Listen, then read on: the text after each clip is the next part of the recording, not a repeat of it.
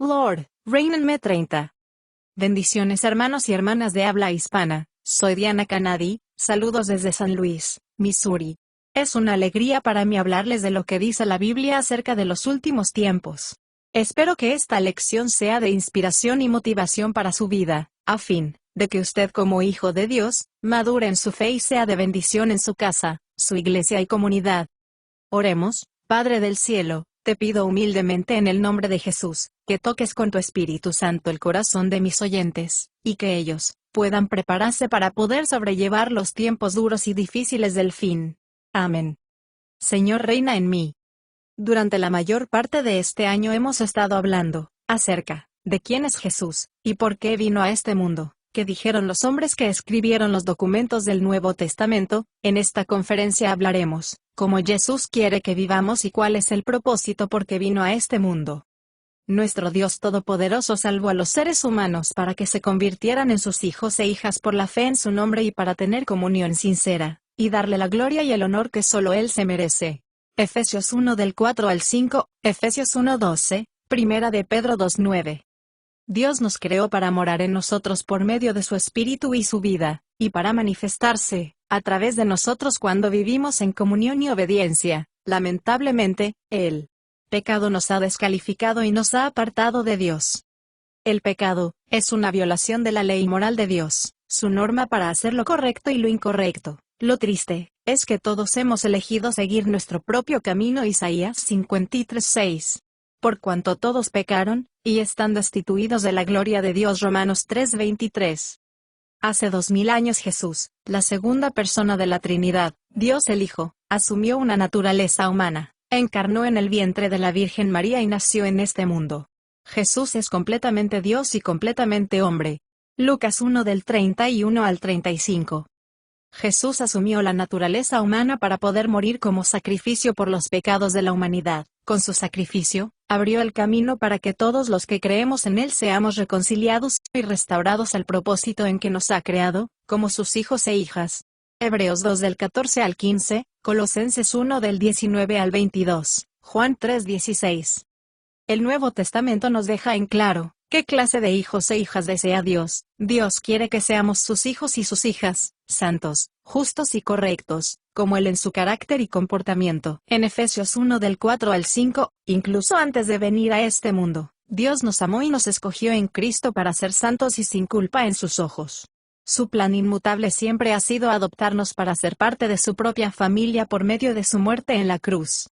En Romanos 8:29, dice, porque los que antes conoció, también los predestinó para que fuesen hechos conforme a la imagen de su Hijo, para que Él sea el primogénito entre muchos hermanos. El sacrificio de Jesús en la cruz fue el medio más efectivo para acudir a Dios. Él puede perdonar nuestro pecado, declararnos justos, para poder habitar en nosotros, mediante su Espíritu, y restaurarnos a Él posición como sus hijos e hijas tenemos en el Juan 1:12 al 13. Jesús murió, no solo para restaurar nuestra relación con Él, sino para transformar nuestros pensamientos, motivos, palabras y acciones. Murió para hacernos justos o rectos con el mismo carácter y comportamiento de Cristo. Segunda de Corintios 5:21. La naturaleza humana ha sido corrompida por el pecado, desde el primer hombre, Adán. Cuando Adán desobedeció a Dios y comió del árbol prohibido, ¿estableció el reino del bien y del mal? Debido a que Adán fue creado para vivir en sumisión y obediencia voluntaria a Dios, se corrompió por desobediente. Su elección afectó a la raza que reside sobre la tierra. Todos los humanos heredamos la corrupción de Adán y por eso, que nos inclina su propia voluntad estaba por encima de Dios. Todos nacemos con una inclinación egoísta, nos ponemos a nosotros mismos por encima de Dios y de los demás, y hacemos lo que queremos. Romanos 5:19. En 2 de Corintios 5:15, dice que Jesús murió por todos para que aquellos que reciben su nueva vida ya no vivan para sí mismos, sino para agradar a Dios.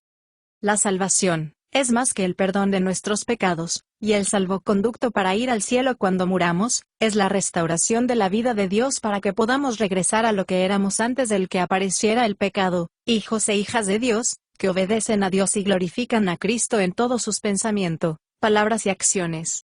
Esta restauración es un proceso, comienza cuando creemos en Jesús y progresa a medida que nos sometemos a su Espíritu que obra en nosotros para ser semejantes a Él a medida que le obedecemos. Ahora mismo, hemos sido constituidos hijos e hijas de Dios, a través de la fe, aunque todavía no nos parecemos a Cristo plenamente, pero, la promesa dice, que ha comenzado la buena obra en nosotros lo completará hasta el día de su venida. Primera de Juan 3:1-4, Filipenses 1:6.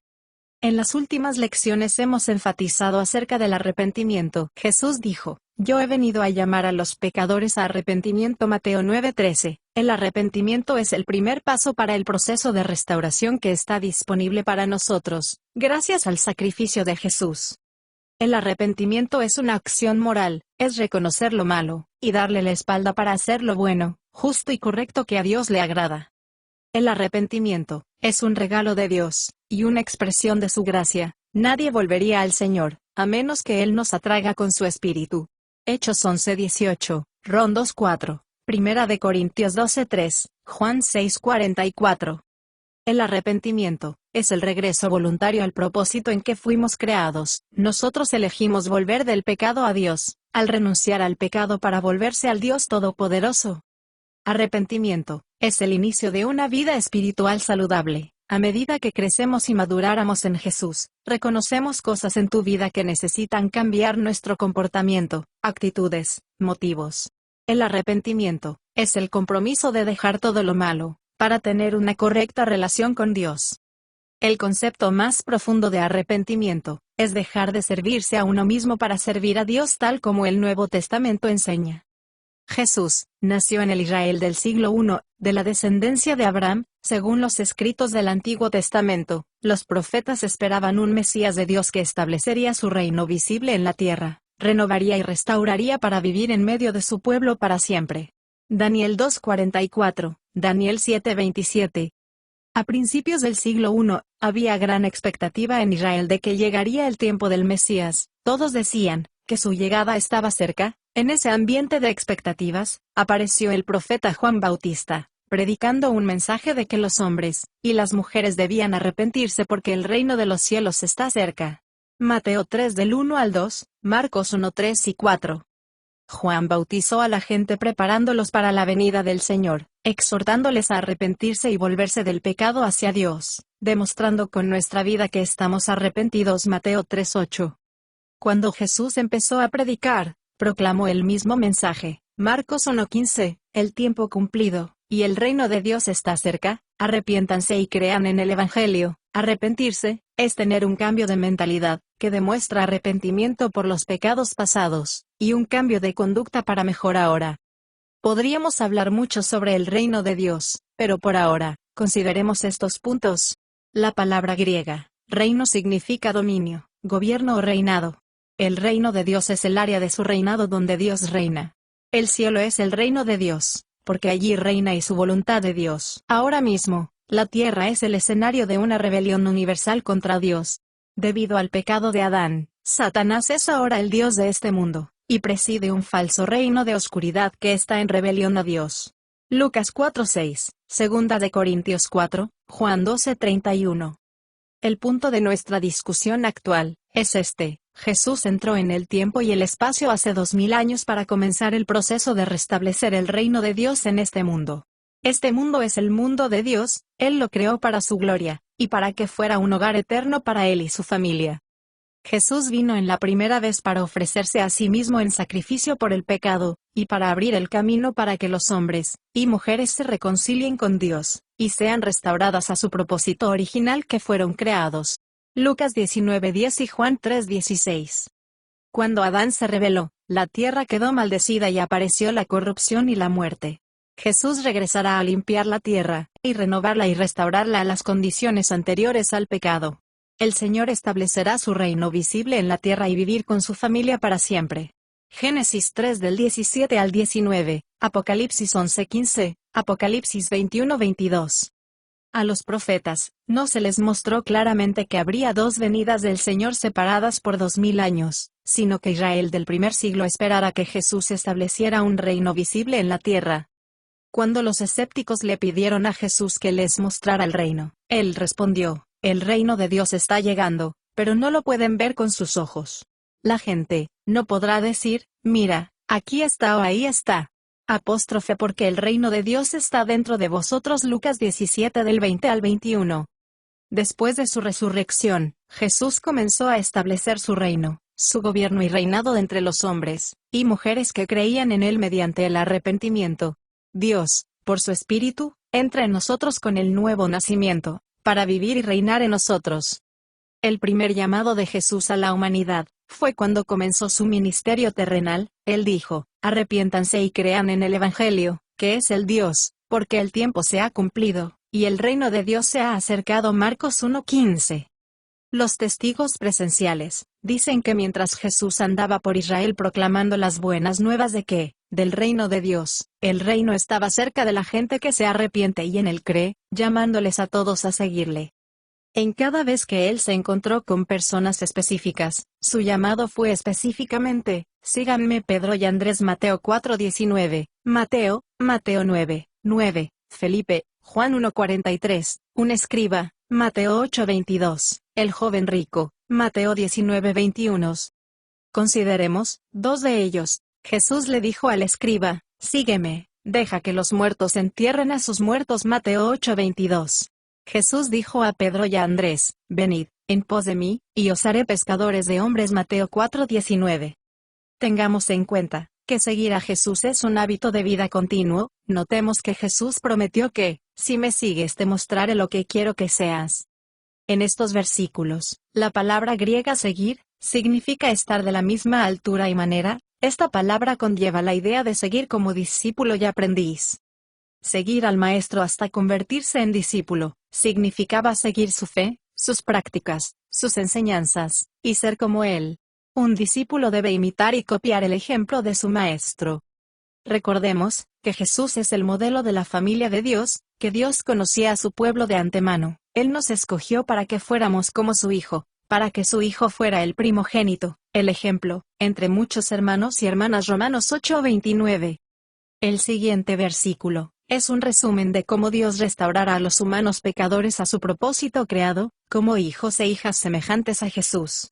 Él los predestinó, y los llamó, y justificó, y a los glorificó para que tengan la imagen de su Hijo. Romanos 8:30.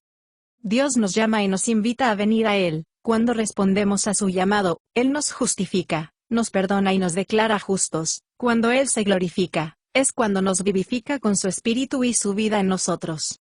Dios, mediante su Espíritu que mora en nosotros, nos moldea progresivamente, nos limpia de corrupción, nos purifica y nos restaura como hijos e hijas con el carácter y el comportamiento de Jesús. Este proceso requiere nuestra entrega y cooperación. Arrepentimiento es alejarse del pecado, y conversión es volverse a Dios. Cuando nos llama a venir a Él, el arrepentimiento es la respuesta a su llamado. Pedro nos llamó al arrepentimiento para vida. Hechos 11:18. Con el arrepentimiento y la conversión Dios requiere cambiar nuestra vida, invitándonos a vivir para Él y no para nosotros mismos, para hacer las cosas a su manera.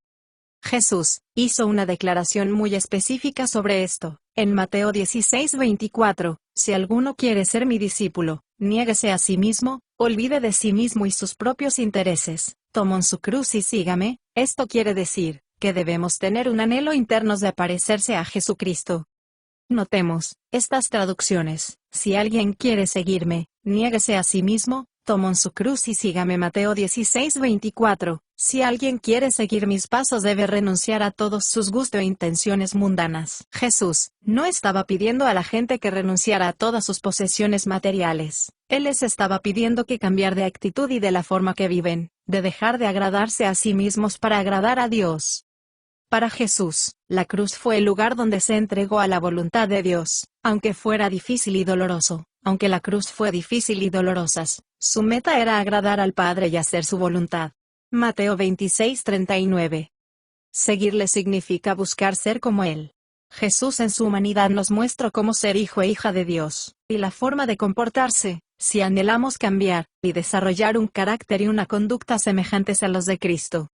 Cambiar de nosotros mismos a Dios, significa que nuestras prioridades, perspectivas y comportamientos no son agradables, que nuestra conciencia no es sensible a las cosas celestiales ni a las temporales. Nosotros entendemos que este mundo en su condición actual, no es ni será nuestro hogar, que aquí, solo estamos de paso. Lamentablemente, hemos hecho que la vida para Dios se centre en nosotros mismos, que nuestro destino, ministerio, y felicidad sea solo para deleitarnos y festejar lo malo, en lugar de darle gloria, honra y obediencia a Dios. ¿Tu mayor deseo es honrar a Dios? ¿Qué pasaría si nuestras oraciones fueran: ayúdame a glorificarte, Señor?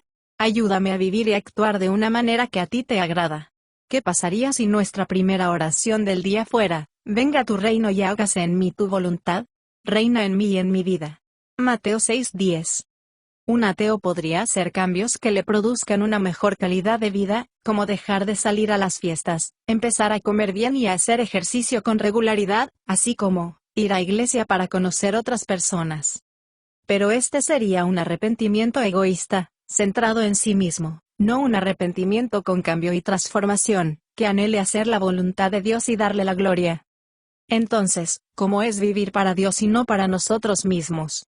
Notemos lo que Pablo escribió a alguien que servía a Dios de manera mundana: vosotros, esclavos, debéis obedecer a vuestros amos terrenales en todo lo que hagáis, intentando complacer a ellos todo el tiempo, no solo cuando les están mirando. Obedécelos de buena gana a causa del temor reverente al Señor. Trabajen duro y con alegría en cualquier cosa que hagan, como si fueras trabajando para el Señor, y no para la gente. Colosenses 3 del 22 al 24. A veces, la gente malinterpreta el arrepentimiento en el sentido de que tienes que limpiar tu vida y luego venir a Dios. No, vienes tal como eres, con la conciencia de que debes cambiar el fin por el que vives. Debes dejar de servirte a ti mismo y servir a Dios. En nuestro giro inicial, arrepentimiento debe ser seguido por elecciones diarias para reforzar nuestra decisión de seguir a Cristo. Porque, aunque hemos decidido cambiar, todavía sentimos atracción hacia nosotros mismos. Nos perfeccionaremos a medida que seguimos a Jesús, al tomar conciencia de los cambios que debemos realizar. Pablo predicó el Evangelio en la ciudad de Éfeso, una ciudad entregada al culto de la diosa Diana, y multitudes respondieron su mensaje: arrepiéntanse y crean en el Evangelio. Hechos 20:21. En Hechos 19 del 18 al 20, dice que muchos de los que se convirtieron en creyentes confesaron sus pecados. Los que practicaban magia trajeron sus libros de encantamientos por valor de varios miles de dólares y los quemaron. Jesús dijo: yo soy la luz del mundo. El hombre, o mujer, que me sigue nunca entrará a la oscuridad, tendrá luz de la vida. Juan 8:12. Cuando seguimos a Jesús, su luz brilla en nosotros y demuestra que estamos arrepentidos. Pablo enseñó a los cristianos a seguir su ejemplo, como él siguió a Cristo. 1 Corintios 1:11. Pablo usó una palabra griega mimetes, que significa: seguid mi ejemplo, como yo sigo el de Cristo. El Evangelio debe producir hombres y mujeres portadoras de la luz de Cristo. Lamentablemente, en este tiempo en el mundo occidental, se ha predicado un evangelio diluido y egocéntrico. Basta con confesar a Jesús: te entrego mi corazón para tener una vida maravillosa, sin mencionar que Jesús quiere que le sigamos. El arrepentimiento no es un ritual religioso y una esclavitud a la ley, sino una decisión sabia e inteligente de cambiar hasta tener la semejanza de Cristo. Aunque en algunas áreas cambiemos, hay áreas en las que tenemos que luchar. No podemos frustrarse cuando lo logramos los objetivos previstos, solo aferrarse a su promesa: el que comenzó en ustedes la buena obra lo perfeccionará hasta el día de Jesucristo. Nuestro deseo y oración debe ser siempre, que Dios reine cada vez más, y más en nosotros, y que nosotros hagamos su voluntad. A medida que sigamos Jesús y buscamos ser como Él, siempre le agradáramos a Dios. Mucho más la semana que viene.